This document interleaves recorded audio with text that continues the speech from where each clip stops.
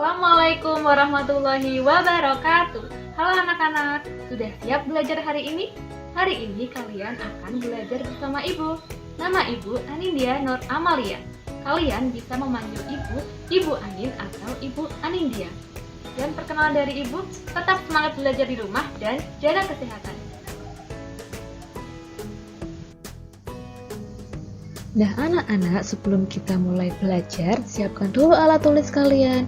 Siapkan buku, siapkan pensil atau bolpen untuk mencatat hal-hal penting yang ada pada media yang akan kita pelajari pada hari ini. Nah sebelum kita belajar, apa yang harus kita lakukan anak-anak? Ya, kita harus berdoa terlebih dahulu. Yuk kita berdoa. Berdoa, mulai. Selesai.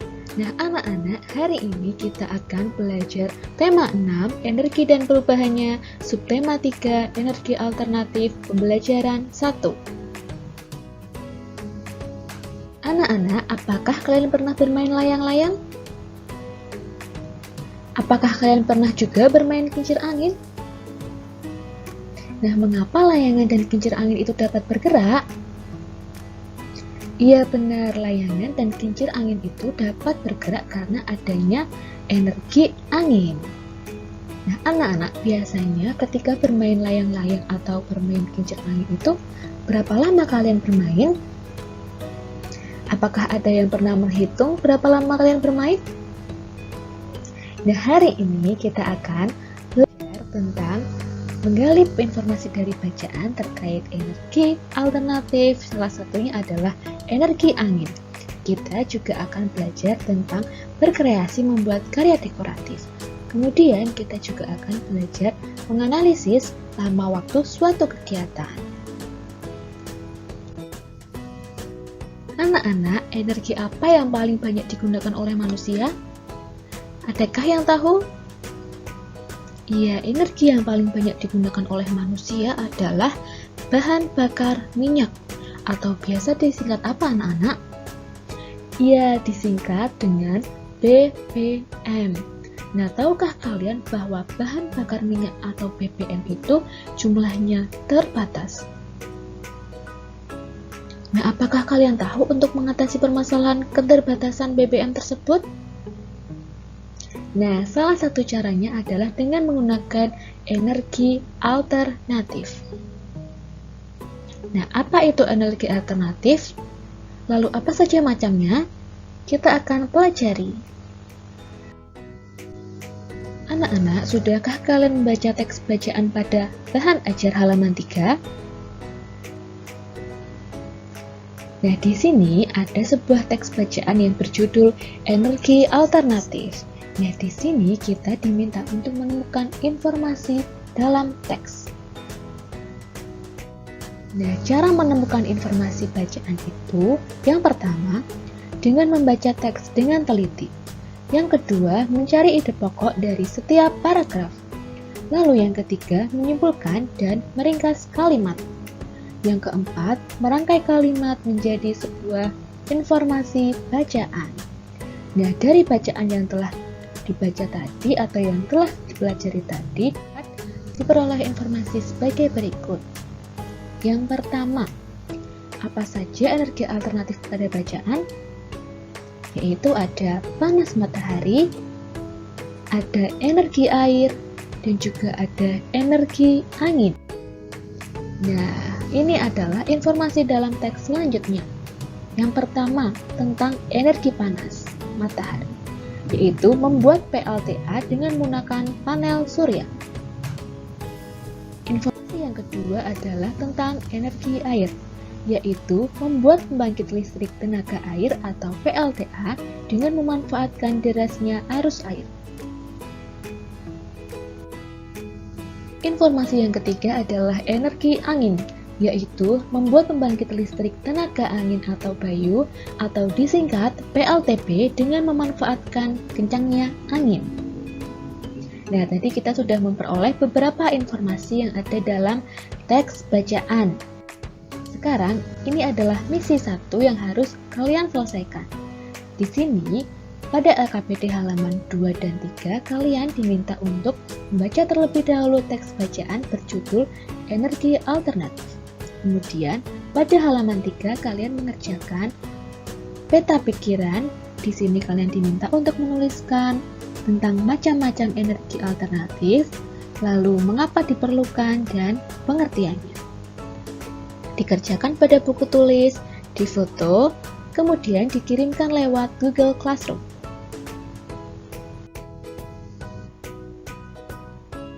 Anak-anak, angin adalah salah satu contoh energi alternatif yang ada di mana-mana.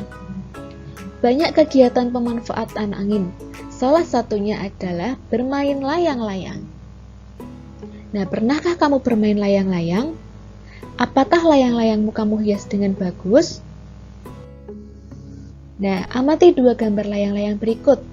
Mana yang lebih bagus? Apakah gambar layang-layang yang hanya berwarna putih? Ataukah yang sudah diberi berbagai macam warna dan motif? Ya, tentunya lebih bagus layang-layang yang sudah diberi warna dan motif. Nah, layang-layang yang sudah diberi motif dan warna tadi termasuk dalam karya dekoratif. Nah, perhatikan dua gambar berikut. Gambar-gambar tersebut merupakan contoh karya dekoratif. Apa itu karya dekoratif? Karya dekoratif adalah hasil dari seni dekoratif, yaitu menghias suatu benda, bangunan, atau objek lainnya. Hal yang ditonjolkan dalam karya dekoratif ialah motif. Nah, motif itu adalah pola yang diulang-ulang. Nah, ini adalah unsur karya dekoratif. Ada 4, yaitu titik, garis, bidang, dan warna. Yang pertama ada titik. Nah, titik ini bisa titik tebal, bisa titik yang kecil, atau titik yang besar. Titik itu juga dapat disusun menjadi berbagai pola. Di sini yang pertama itu adalah pola berbaris. Lalu yang kedua titiknya berpola melingkar. Lalu unsur yang kedua adalah garis.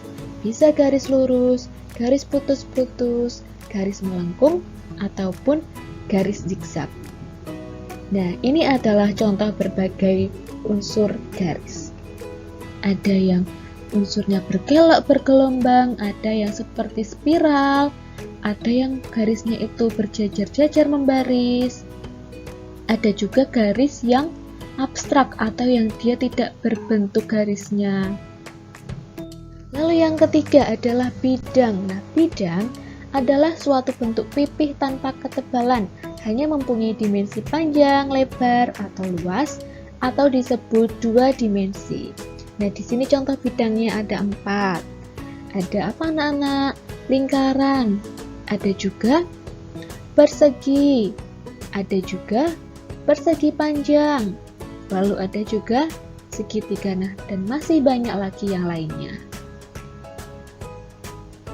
Yang keempat adalah warna. Di sini warna itu terdiri dari banyak sekali warna. Bahkan misalnya warna biru. Warna biru itu tidak hanya biru saja, tetapi ada biru tua, biru muda, biru laut, biru langit, biru dongker, biru toska, banyak sebagainya. Nah, ini adalah dua contoh karya dekoratif. Yang pertama itu gambarnya memuat banyak unsur bidang.